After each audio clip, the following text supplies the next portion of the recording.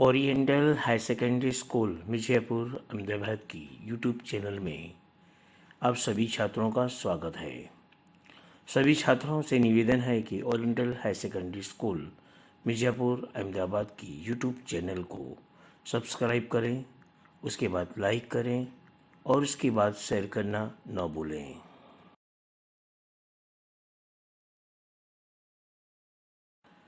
इस power point presentation की प्रस्तुत करता है कुरैशी गुलाम दस्तगीर आई।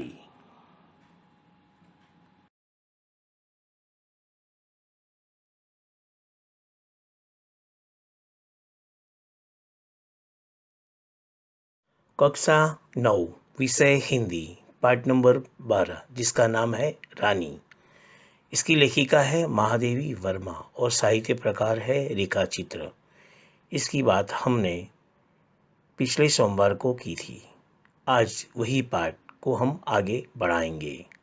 तो चलिए हम शुरुआत करते हैं पाठ नंबर 12 जिसका नाम है रानी।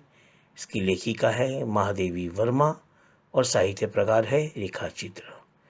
हमने पिछले सोमवार को इनके जीवन परिचय और पाठ के सार की बात करी थी और उसके बाद हमने कुछ शिरच्छेद भी लिए थे। आज हम इस पाठ को आगे बढ़ाएंगे, इस रेखा चित्र को आगे बढ़ाएंगे।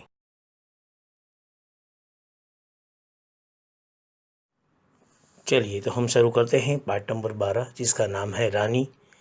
इसकी लेखिका है महादेवी वर्मा और साहित्य प्रकार है रेखा चित्र। चलिए हम इसकी शुरुआत करते हैं। आगे शिरच्छेद। बरामदा घोड़े बांधने के लिए तो बना नहीं था, अतः उसकी दीवार में एक खुली अलमारी और कई अतिताक थे।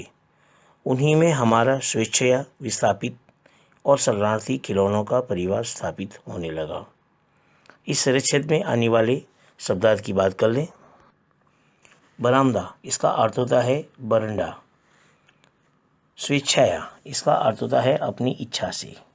व्यवस्थापित इसका अर्थ होता है अपने स्थान से हटाया हुआ।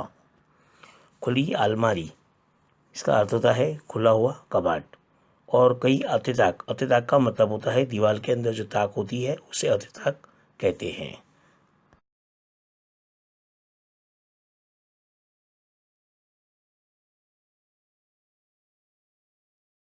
आगे रानी की गर्दन में झूल झूल कर, उसके कान और अयाल में फूल खोस खोस कर और उसको बिस्कुट, मिठाई आदि खिला खिलाकर थोड़े ही दिनों में हमने उससे ऐसी मैत्री कर ली कि हमें न देखने पर वह अस्थिर होकर पैर पटकने और हिनहिनाने लगती। इस शिरच्छेद में आने वाले शब्दार्थ की बात कर लें। अयाल इसका अर्थ होता है लगाम, बागडोर जिस उसको भी कहा जाता। दूसरा शब्द है हिनहिनाना। हिनहिनाना का मतलब होता है घोड़े की आवाज़।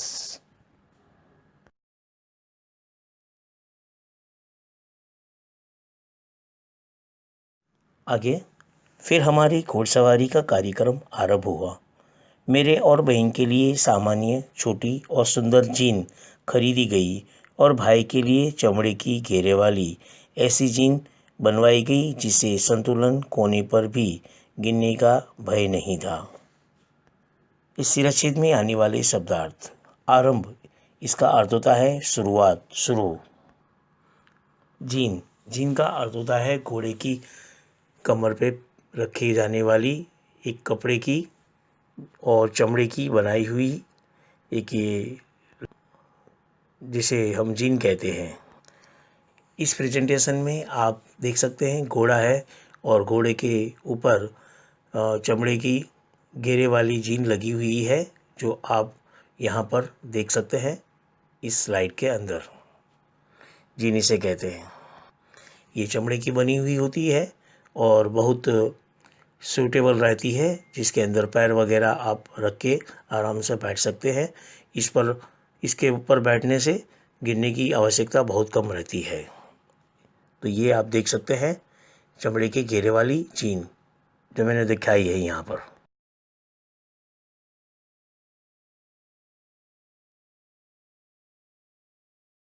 आगे शिरच्छेद है बाहर के चबूतरे पर खड़े होकर हम बारी बारी से रानी पर आरूढ़ होते और छुट्टन साथ दौड़ता हुआ हमें घुमाता। सवेरे भाई बहन घूमते और स्कूल से लौटने पर तीसरे पहर या संध्या समय मेरे साथ यह कार्यक्रम दोहराया जाता। परंतु ऐसी सवारी से हमारी विद्रोही प्रकृति कैसे संतुष्ट हो सकती थी। अस्तबल में रानी की गर्दन में झूलकर तथा स्टूल के सहारे उसकी पीठ पर चढ़कर भी हमें संतोष न होता था। आरूढ़ इसका अर्थ होता है सवार, यानी रानी पर सवार होते थे। संध्या इसका अर्थ होता है शाम, सांझ। अस्तबल जहाँ घोड़े को बांधने की जगह होती है उसे अस्तबल कहते हैं।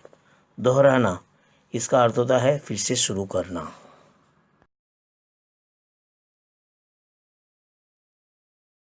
आगे अंत में एक छुट्टी के दिन दोपहर में सबके सो जाने पर हम रानी को खोलकर बाहर ले आए और चबूतरे पर खड़े होकर उसकी नंगी पीठ पर सवारी करके बारी बारी से अपनी अधूरी शिक्षा की पूरी परीक्षा लेने लगे। यानी कि दोपहर का समय था और सबके सो जाने पर रानी को खोलकर बाहर लाए और चबूतरे पर खड़े होकर उसकी नंगी पीठ पर, यानी उस पर उसकी पीठ पर जीन लगी नहीं हुई थी, और सब सवारी करके बारी बारी से अपनी अधूरी जो शिक्षा थी उसको पूरी परीक्षा लेने लगे। आगे यह स्वाभाविक ही था कि ताजरानी हमारी अराजक प्रवृत्तियों से प्रभावित हो जाती। वास्तव में बालकों में चेतना के विभिन्न स्तरों का बोध न होकर सामान्य चेतना का ही बोध रहता है। अतः उनके लिए पशु, पक्षी, वनस्पति सब एक परिवार के हो जाते हैं। इस परिच्छेद में आने वाले शब्दार्थ। बोध इसका अर्थ होता है ज्ञान।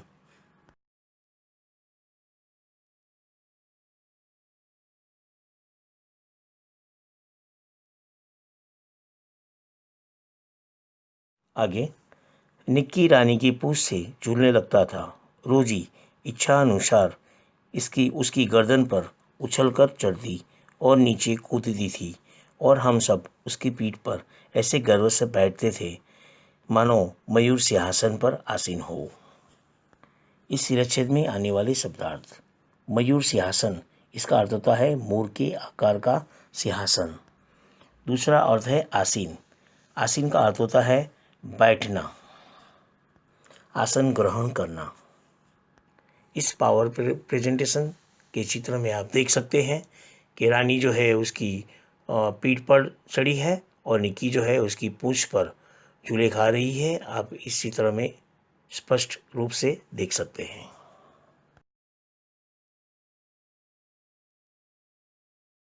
आगे रानी हम सबकी शक्ति और दुर्बलता जानती थी। उसकी नंगी पीठ पर आयाल पकड़कर बैठने वालों को वो दुल की चाल से इधर उधर घुमाकर संतुष्ट कर देती थी। परंतु एक बार मेरे बैठे जाने पर भाई ने अपने हाथ की पतली सेंती उसके पैरों में मार दी।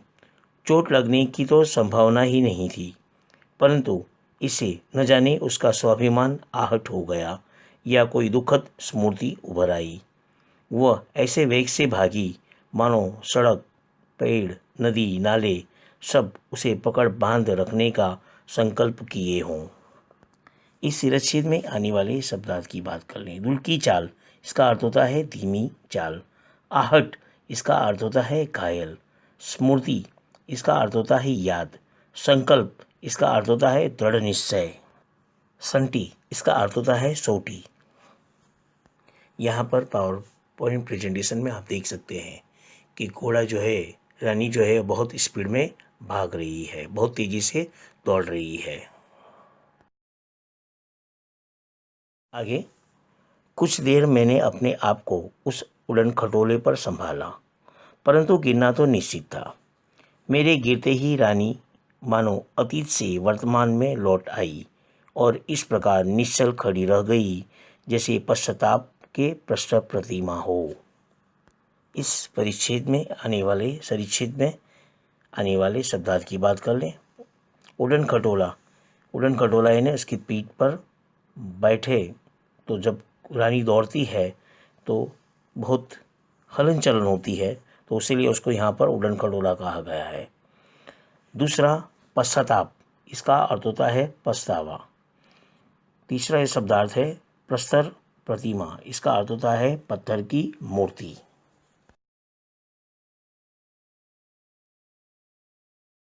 आगे, साथियों की चीख पुकार से सब दौड़े और फिर बहुत दिनों तक मुझे बिछौने पर पड़े रहना पड़ा। स्वस्थ होकर रानी के पास जाने पर वो ऐसी करुण पश्चाताप भरी दृष्टि से मुझे देखकर हिनहिनाने लगी कि मेरे आंसू आ गए। इस सिरच्छेद में आने वाले मुहावरों की बात कर लूँ। बिछौने पर पड़े रहना, इसका अर्थ होता है बीमार रहना। इसका वाक्य में प्रयोग, दादी जी कई दिनों से बिछौने पर पड़े हुए हैं। दूसरा मुहावरा है आंसू आना, इसका अर्थ होता है रो देना। इसको वाक्य में प्रयोग, माँ की याद आते ही उसकी आंखों में आंसू आ गए, ये शब्द का प्रयोग हुआ। पश्चाताप, ये शब्दार्थ है, इसकी हम बात कर चुके। इसका अर्थ होता है पछतावा। हिनहिनाना, इसका अर्थ होता है घोड़े की आवाज़।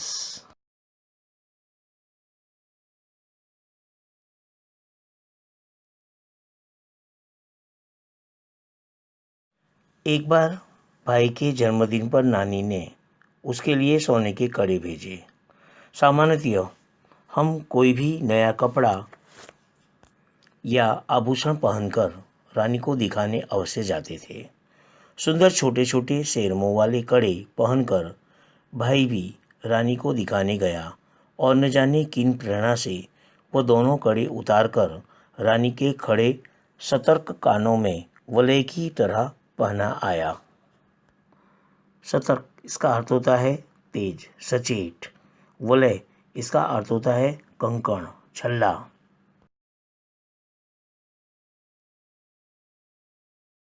आगे, फिर हम सब खेल में कड़ों की बात भूल गए। संध्या समय भाई के कड़े रहित हाथ देखकर जब माँ ने पूछताछ की तब खोज आरंभ हुई, पर कहीं भी कड़ों का पता नहीं चला। यहाँ पर शब्दार्थ की बात कर लें। रहित, इसका अर्थ होता है बगैर। खोज, इसका अर्थ होता है तलाश। आरंभ, इसका अर्थ होता है शुरुआत।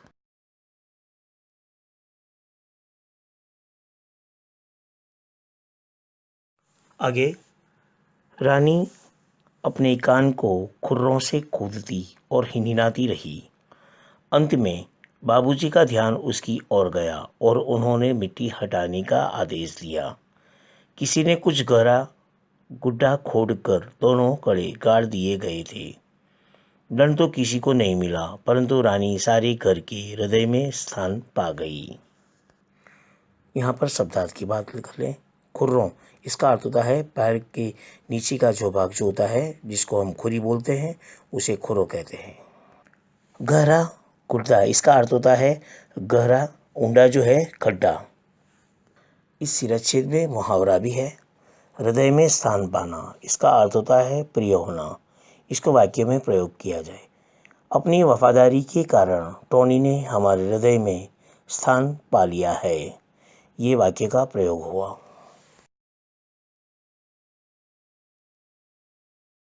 आगे, एक घटना अपनी विचित्रता में स्मरणीय है। एक सवेरे उठने पर हमने रानी के पास एक छोटे से घोड़े के बच्चे को देखा। यह कहाँ था? कह कहकर हमने रामा को इतना थका दिया कि उसने निरुपाय घोषणा की कि वह नया जीव रानी के पेट में दाना चारा खाकर सो रहा था। भाई ने उत्साह से पूछा, और भी है? और रामा ने स्वीकृति में सिर हिलाया। स्मरणीय, इसका अर्थ होता है याद करना या याद रहना। निरुपाय, इसका अर्थ होता है कोई उपाय न होना। घोषणा करना, इसका अर्थ होता है उसका उत्तर देना, जवाब देना। स्वीकृति, इसका अर्थ होता है हाँ करना। इस सिरच्छेद में मुहावरा भी है, इसकी बात कर लें। सिर हिलाना, इसका अर्थ होता है स्वीकृति देना। इसका वाक्य प्रयोग, मैंने बगीचे में चलने की बात की तो मित्र ने स्वीकृति से सिर हिलाया, ये इसके वाक्य का प्रयोग हुआ।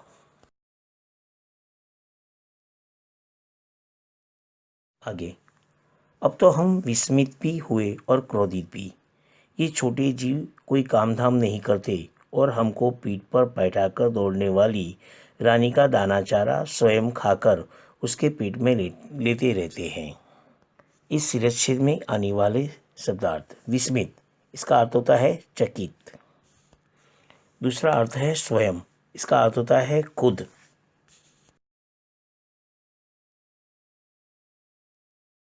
छेले शिरच्छेद की बात कर लें।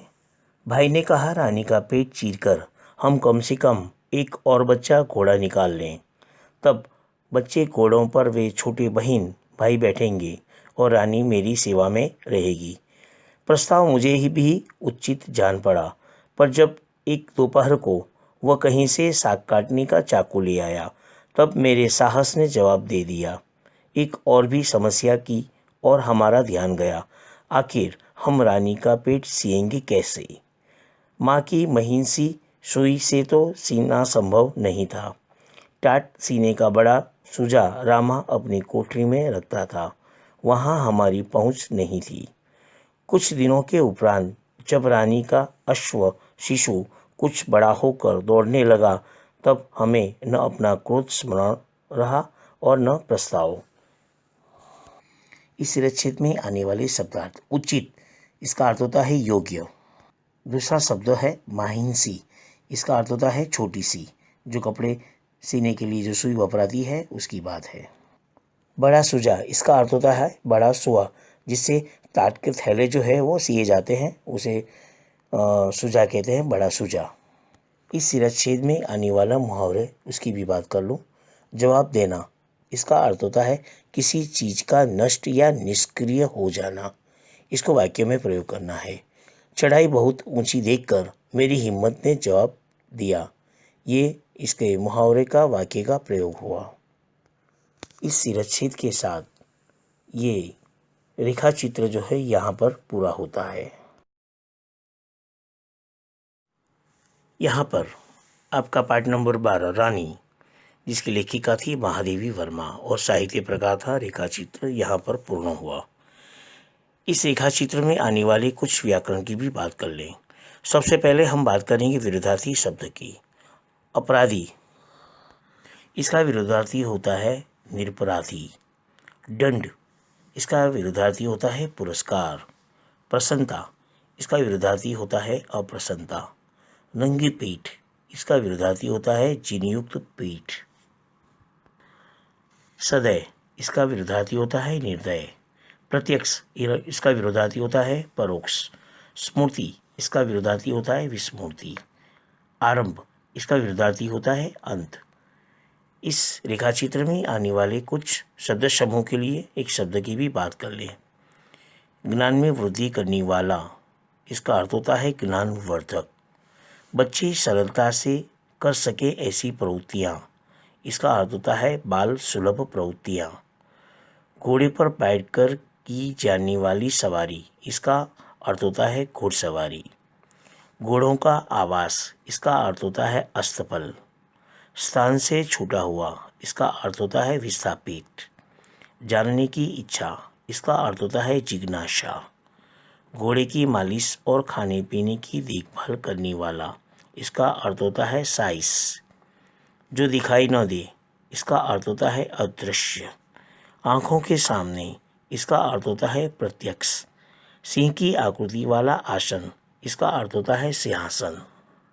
इसके साथ व्याकरण का विभाग भी पूरा हुआ। हम बात कर रहे थे कक्षा 9 विषय हिंदी, पाठ नंबर 12, जिसकी लेखिका थी महादेवी वर्मा और साहित्य प्रकार था रेखा चित्र। अब आपका गृह कार्य, स्वाध्याय के प्रश्न के उत्तर आपको लिखकर रखना है। समय आने पर प्रश्न के उत्तर यानी गृह कार्य जो है वो जांचा जाएगा। धन्यवाद, आभार।